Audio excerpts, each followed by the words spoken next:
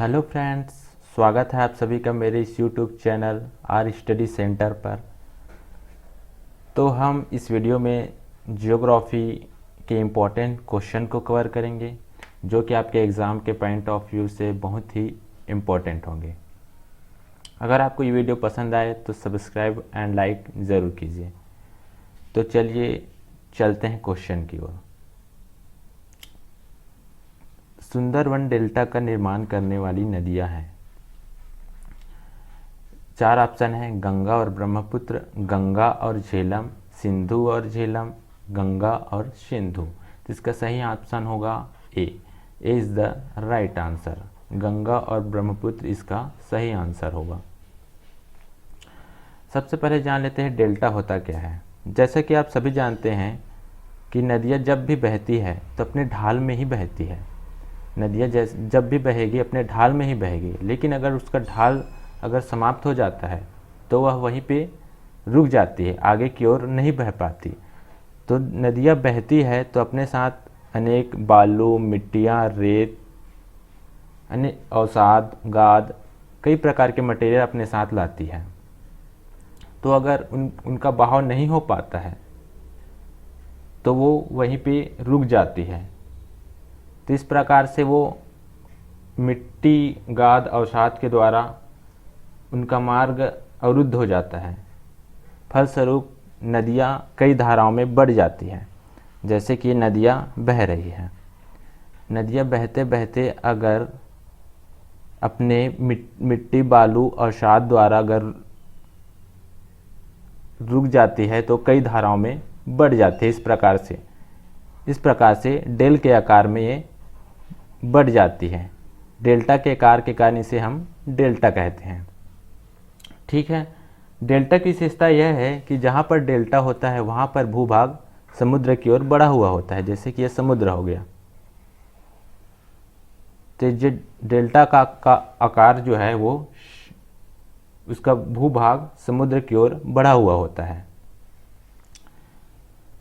यहाँ पर जानने वाली बात यह है कि सुंदरवन डेल्टा में बंगाल टाइगर पाए जाते हैं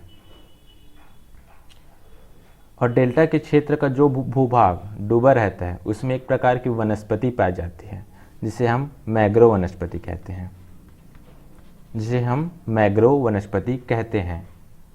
मैग्रोव वनस्पति कुछ इस प्रकार से रहती है, जैसे कि पानी है तो इसमें ये इस प्रकार से रहती है और इसके जो जड़ है वो पानी के अंदर रहता है और ये फिर से जड़ बाहर तरफ निकला हुआ रहता है। तो इस प्रकार से सुंदरवन डेल्टा में मैग्रोव वनस्पति पाए जाते हैं। यह मैग्रोव वनस्पति करते क्या हैं? यह मैग्रोव वनस्पति जो चक्रवात आते हैं, जो बंगाल की खाड़ी से चक्रवात आते हैं, उसके लिए अवरोधक का कार्य करते हैं। किसका कार्य करते हैं? अवरोधक, मतलब चक्रवातों को रोकने का कार्य करते हैं। अब हम नदियों के बारे में भी, गंगा और ब्रह्मपुत्र नदियों के बारे में भी जान लेते हैं। गंगा निकलती है उत्तराखंड से निकलती है और 5 राज्यों से होते हुए जाती है। उत्तराखंड, उत्तर प्रदेश, बिहार और हल्का सा झारखंड को भी टच करती है और यहाँ पे पश्चिम बंगाल से होते हुए बंगाल की खाड़ी में अपना जल गिराती है। जैसे ही ये बांग्लादेश में प्रवेश करती है तो इसे हम पद्मा कहते हैं। पद्मा कहते हैं। गंगा को पद्मा कहते हैं। और यहाँ से इधर ये वाला पूरा एरिया तिब्बत का पठार है जो कि चीन में है।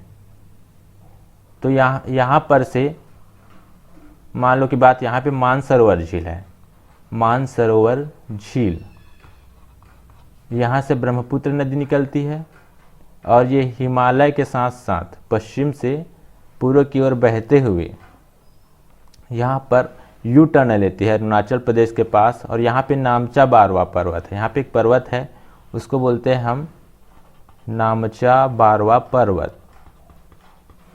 यहाँ से यू टर्न लेती है और फिर असम घाटी में प्रवेश करती है। असम के समतल मैदान में प्रवेश करती है और फिर ये भी अपना जल गिराती है। जब ये गंगा के साथ मिलती है, फिर ये गंगा के साथ मिल जाती है, और जब ये गंगा के साथ मिलती है तब भी इसे पद्मा कहा जाता है। तो इतना आपको समझ में आ गया होगा। तब चलते हैं नेक्स्ट क्वेश्चन की ओर। विश्व प्रसिद्ध खारे पानी की झील सांभर किस राज्य में स्थित है? तो विश्व प्रसिद्ध खारे पानी की झील सांभर राजस्थान में स्थित है। हालांकि राजस्थान में उतनी वर्षा नहीं होती और गर्मी अधिक पड़ती है, फिर भी यहाँ बहुत सारी झीलें हैं। तो इसमें से कुछ इम्पोर्टेंट झीलें राजस्थान की देख लेते हैं। तो इसमें है एक तो हो गया सांभर ही हो गया। इसके अलावा कौन कौन सा है? डिडवाना, पंचभद्रा, पुष्कर, जयसमंद, राजसमंद। इतनी सारी झीलें राजस्थान में हैं। अगर सर्वाधिक खारे पानी की झील बोला जाए तो वो कौन सा झील है? वो है चिल्का झील। सर्वाधिक खारे पानी की झील है चिल्का झील, जो कि उड़ीसा में स्थित है। खारे पानी की झील को हम लैगून झील भी कहते हैं। प्रायद्वीपीय भारत की सबसे बड़ी नदी कौन सी है? ए नर्मदा, बी गोदावरी, सी महानदी, डी कावेरी। तो इसका सही ऑप्शन होगा गोदावरी।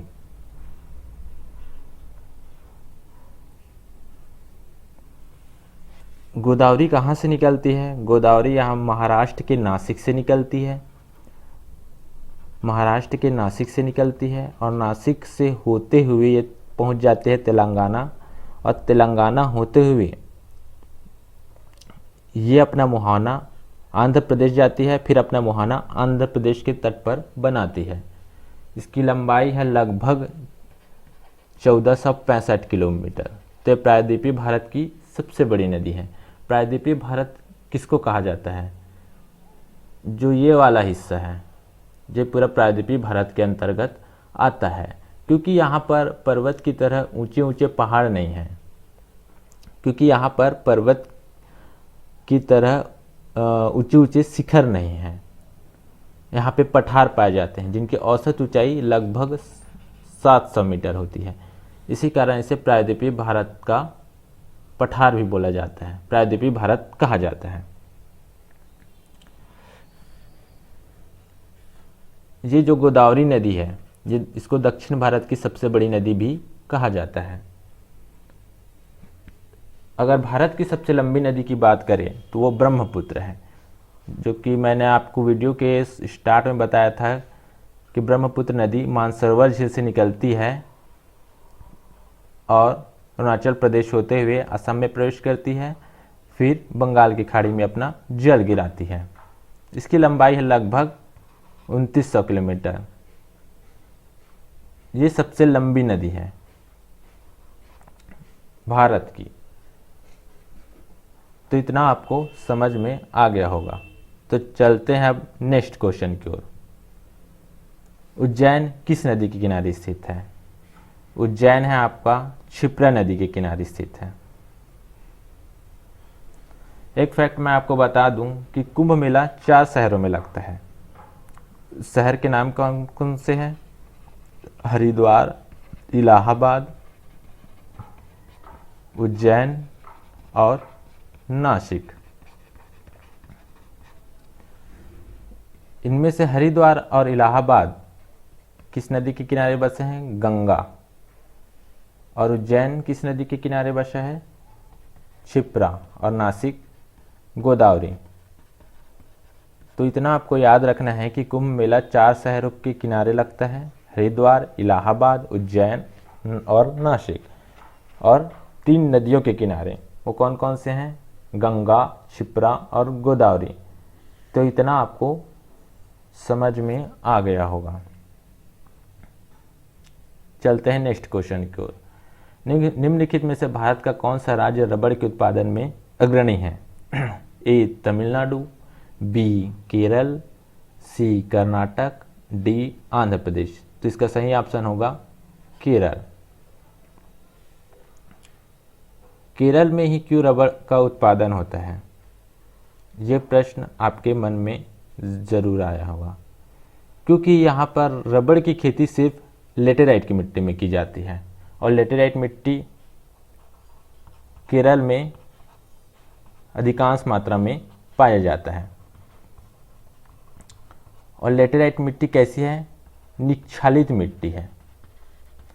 निक्षालित मिट्टी मतलब क्योंकि केरल में अधिक वर्षा होती है, तो अधिक वर्षा के कारण खनिज एवं पोषक तत्व, जितने भी खनिज पाए जाते हैं और पोषक तत्व पाए जाते हैं, वो रिस कर नीचे चले जाते हैं, जिससे उसका ऊपरी भाग जो होता है वो अनुर्वर हो जाता है।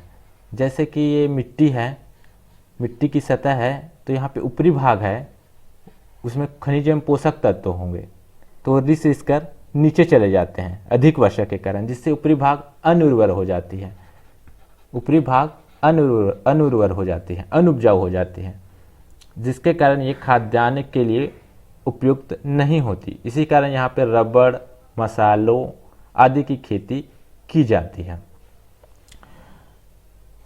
और रबड़ के लिए अनुकूल परिस्थितियाँ यहाँ पाई जाती हैं, जैसे कि यहाँ पे उच्च तापमान पाया जाता है, उच्च तापमान और धूप यहाँ पाया जाता है।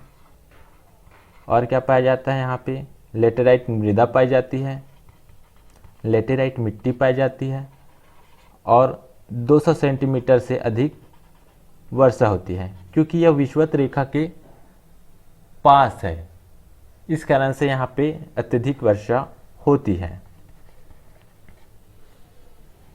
अब चलते हैं अगले क्वेश्चन की ओर। निम्नलिखित में से कौन भारत का सबसे ऊंचा जलप्रपात है? तो इसका सही ऑप्शन होगा बी, कुंचिकल जलप्रपात इज द राइट आंसर। ये कहाँ स्थित है? ये कर्नाटक में स्थित है। अब चलते हैं अगले क्वेश्चन की ओर। निम्नलिखित में से कौन सी मिट्टी नदियों द्वारा निर्मित है? यहाँ पे 4 ऑप्शन हैं: लाल मिट्टी, काली मिट्टी, जलोढ़ मिट्टी, लेटेराइट मिट्टी। सो सी इज द राइट आंसर।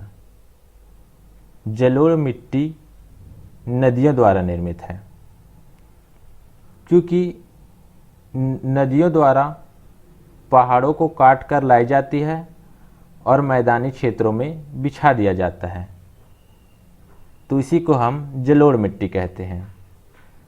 जलोढ़ मिट्टी का और कौन कौन सा नाम है? इसको बोलते हैं हम कछारी मिट्टी भी बोल देते हैं या काप मिट्टी भी बोलते हैं। और ये कहाँ पाया जाता है? अधिकांशतः उत्तर भारत के मैदान में यह पाया जाता है, क्योंकि वहाँ नदियों द्वारा पहाड़ों को काटकर लाई जाती है और मैदानी क्षेत्रों में पूरा बिछा दिया जाता है। तो जैसे कि ये नदी है, इसमें यहाँ पानी है, तो जो नदी के पास वाली मिट्टी है, जो नदी के पास वाली मिट्टी है, उसको कौन सी मिट्टी बोला जाता है? बांगर मिट्टी। इसको बोलते हैं नई मिट्टी,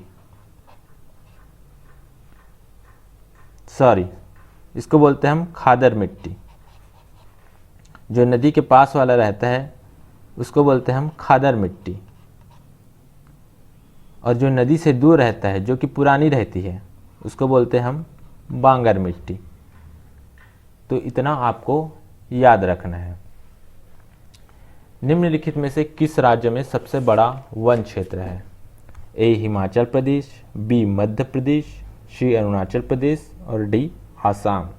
तो इसका सही आंसर होगा Madhya Pradesh. B is the right answer. सबसे बड़ा वन क्षेत्र मध्य प्रदेश का है। अगर दूसरे नंबर की बात करें तो दूसरे नंबर पर है अरुणाचल प्रदेश, और तीसरे नंबर की बात करें तो तीसरे नंबर पर है छत्तीसगढ़। अगर हम प्रतिशत के आधार पर बात करें तो सबसे ज़्यादा वन क्षेत्र मिज़ोरम का है। मिजोरम में है लगभग 85.41%। मिजोरम में है 85.41%। प्रतिशत के आधार पर सबसे ज़्यादा वन क्षेत्र पाया जाता है, मतलब इसके क्षेत्र का अधिकतम प्रतिशत वनों से आच्छादित है।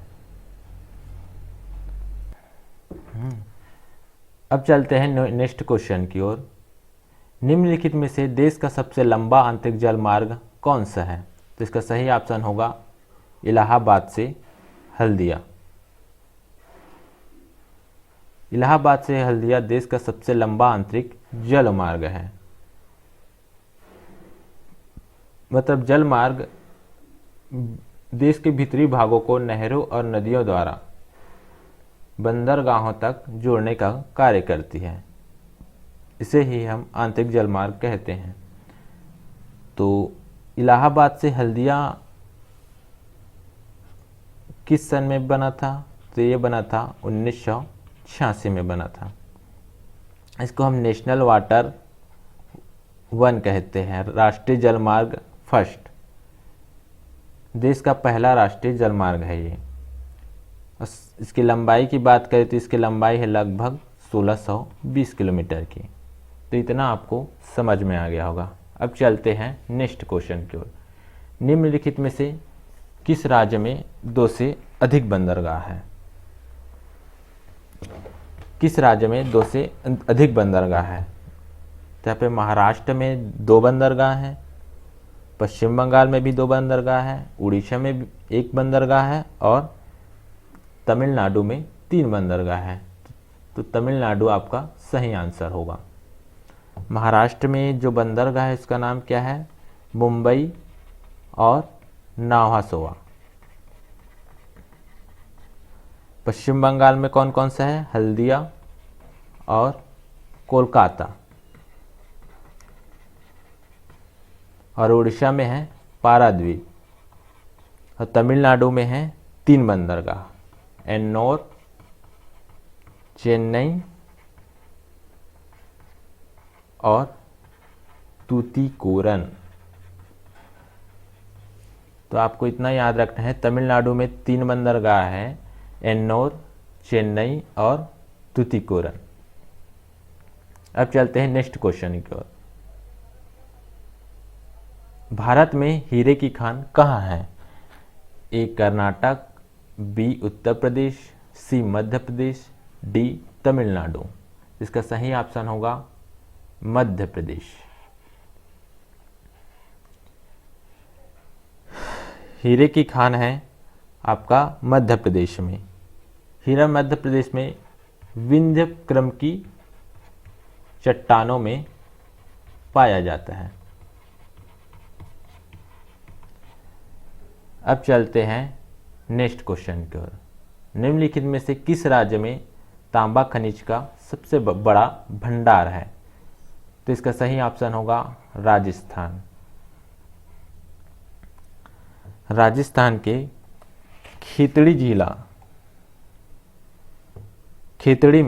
राजस्थान के खेतड़ी में पाया जाता है। ये कहाँ पड़ता है? झुंझुनू जिला में ये पड़ता है। तो राजस्थान के खेतड़ी के झुंझुनू जिला में ये तांबा खनिज का सबसे बड़ा भंडार पाया जाता है। अगर तांबा की बात करें तो तांबा मानव सभ्यता की सबसे पहली धातु है। सबसे पहली बार खोजी गई धातु तांबा ही है। और इसके अयस्क की बात करें तो इसके अयस्क हैं चेल्कोपाइराइट, चेल्कोसाइट और है बोरनाइट। तो चलिए चलते हैं नेक्स्ट क्वेश्चन की ओर।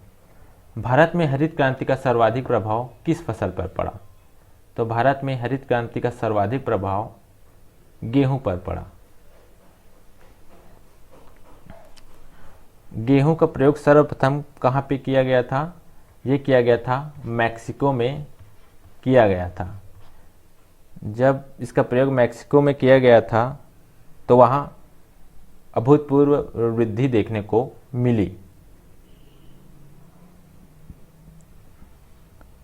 हरित क्रांति के जनक की बात करें तो इसके जनक हैं एम एस स्वामीनाथन, और कौन है, नॉर्मन बोरलॉग। इन्हीं ही हरित क्रांति के जनक कहा जाता है। 1960 के दशक में इन्होंने इसकी खोज की। ठीक है, अब चलते हैं अगले क्वेश्चन की ओर। लेटेराइट मिट्टी की प्रधानता है मालाबार तटीय क्षेत्र में, कोरोमंडल तटीय क्षेत्र में, मालवा पर्वत में, बुंदेलखंड में। इसका सही ऑप्शन होगा मालाबार तटीय क्षेत्र में। जैसे कि मैंने आपको पहले ही बताया था कि लेटेराइट मिट्टी जो है वो केरल में पाई जाती है, और जो केरल के तट है उसको बोला जाता है मालाबार तट। जो केरल का जो तट है ये हो गया भारत का नीचे का हिस्सा, दक्षिण हिस्सा। तो ये वाला जो हिस्सा है, ये वाला, यहाँ पे पूरा लेटेराइट मिट्टी पाया जाता है। तो केरल में बहुतायत मात्रा में लेटेराइट मिट्टी पाया जाता है। तो इतना आपको याद रखना है। कोरोमंडल कहाँ है, कोरोमंडल तमिलनाडु के तट को बोला जाता है। मालवा पर्वत एमपी में पड़ता है। तो इतना आपको याद रखना है। अब चलते हैं अगले क्वेश्चन की ओर। रेगुड़ मिट्टी का दूसरा नाम है, रेगुड़ मिट्टी का दूसरा नाम है काली मिट्टी। रेगुड़ मिट्टी का दूसरा नाम है काली मिट्टी। काली मिट्टी का एक अन्य नाम है, उसको कहा जाता है कपासी मिट्टी। क्योंकि यह कपासी मिट्टी या काली मिट्टी अधिकतर महाराष्ट्र में पाया जाता है।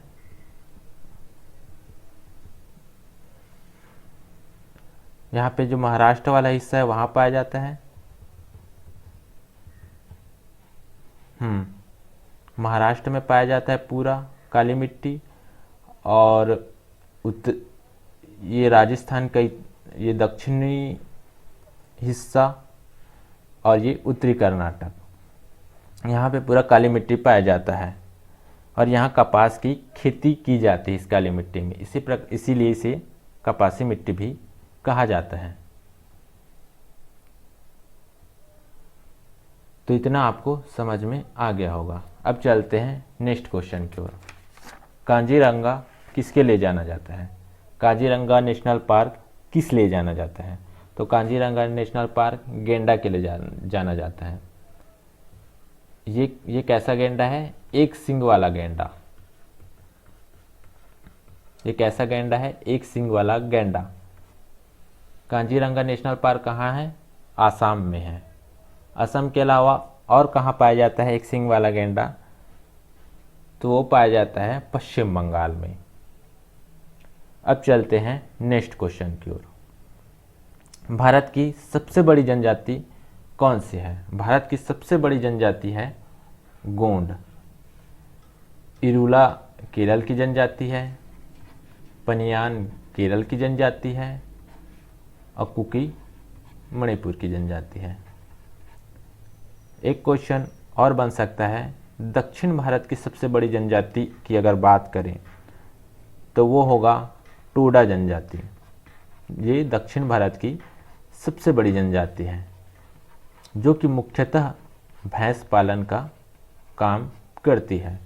तो इतना आपको याद रखना है कि भारत की सबसे बड़ी जनजाति है गोंड, लेकिन दक्षिण भारत की बात करें तो तो वो है सबसे बड़ी जनजाति टोडा। तो इतना आपको याद रखना है। गारो, खासी तथा जयंतिया जनजातियां किस राज्य में निवास करती हैं। तो गारो, खासी तथा जयंतिया जनजातियां मेघालय में निवास करती है।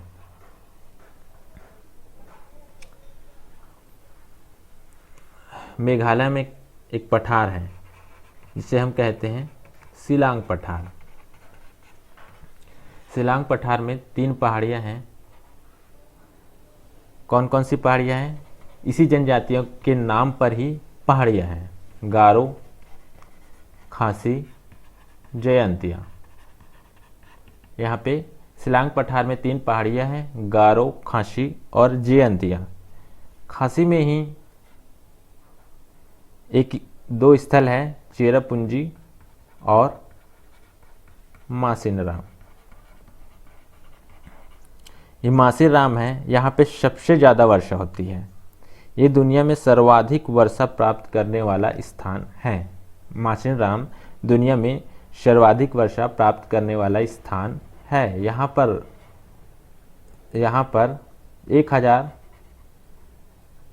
1080 सेंटीमीटर से अधिक वार्षिक वर्षा होती है। तो इतना आपको याद रखना है। चलते हैं नेक्स्ट क्वेश्चन की ओर। सिंधु नदी का उद्गम स्थल है। सिंधु नदी का उद्गम स्थल है मानसरोवर झील।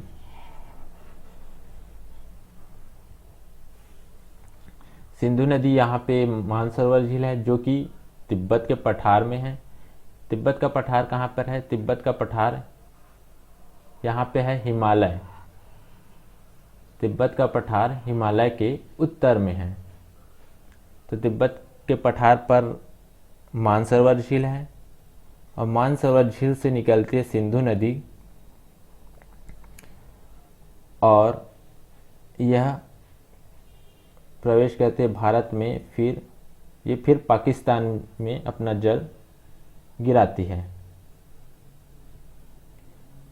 यहीं पर एक नगर बसा है जिसको बोलते हैं लेह। इस नदी के किनारे ही लेह बसा हुआ है। तो आप देख लीजिए, सिंधु नदी 3 देशों में बहती है, चीन, भारत, पाकिस्तान। तो ये सिंधु नदी अंतर्राष्ट्रीय नदी कहलाती है। अब चलते हैं नेक्स्ट क्वेश्चन की ओर। निम्नलिखित में से कौन सी नदी का उद्गम भारत में नहीं है? तो कावेरी नदी तो निकलती है कर्नाटक से, नर्मदा नदी निकलती है, ये एमपी से निकलती है, और गंगा जो निकलते हैं वो उत्तराखंड से निकलती है। लेकिन जो ब्रह्मपुत्र है, मैंने इसके पहले ही बताया था कि जो ब्रह्मपुत्र है वो मानसरोवर झील से निकलती है। मानसरोवर झील से निकलती है, जो कि तिब्बत के पठार पर है। तिब्बत का पठार कहाँ है? चीन में है। तो इनमें से ब्रह्मपुत्र नदी का उद्गम भारत में नहीं है। तो ये आपको याद रखना है। तो चलते हैं नेक्स्ट क्वेश्चन की ओर। निम्नलिखित में से कौन सी पर्वत श्रेणी केवल एक ही राज्य में फैली है? तो इनमें से अरावली का विस्तार गुजरात के पालनपुर से लेकर, गुजरात में एक स्थल है पालनपुर, वहाँ से लेकर राजस्थान होते हुए दिल्ली तक इसका विस्तार है। दिल्ली तक इसका विस्तार है। तो इस प्रकार से यह 3 राज्यों में फैली हुई है। अगर हम सतपुड़ा की बात करें तो सतपुड़ा भी 3 राज्यों में फैली है, एमपी, महाराष्ट्र और गुजरात। लेकिन इसका सर्वाधिक हिस्सा कहाँ है? एमपी में। सतपुड़ा पर्वत का सर्वाधिक हिस्सा कहाँ है? एमपी में। अब चलते हैं, अब आते हैं अगर पश्चिमी घाट की बात करें तो पश्चिमी घाट, अगर ये भारत का मैप है तो भारत के मैप में ये महाराष्ट्र से होते हुए गोवा, कर्नाटक और केरल का जो पश्चिमी हिस्सा है, ये पूरा पश्चिमी घाट है। ये पूरा पश्चिमी घाट है। मतलब ये पहाड़ों की तरह ऊंचे नहीं है,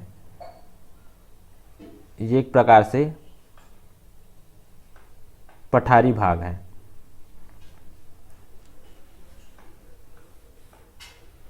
अब अजंता की बात करें तो अजंता केवल एक ही राज्य में है और वो है महाराष्ट्र।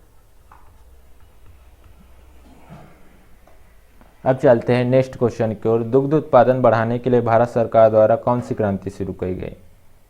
तो दुग्ध उत्पादन बढ़ाने के लिए भारत सरकार द्वारा श्वेत क्रांति शुरू की गई थी। इसके जनक की बात करें तो इसके जनक हैं या प्रणेता वर्गीस कुरियन। इसका जो उद्देश्य था दूध के उत्पादन में वृद्धि करना, यानी कि दूध के उत्पादन को बढ़ावा देना। और ये स्टार्ट कब हुआ था? तो ये स्टार्ट हुआ था 1970 में। तो इतना आपको याद रखना है। तो आज का वीडियो यहीं पे समाप्त करते हैं। अगर आपको ये वीडियो पसंद आए तो लाइक और सब्सक्राइब ज़रूर कर लीजिए। Thank you.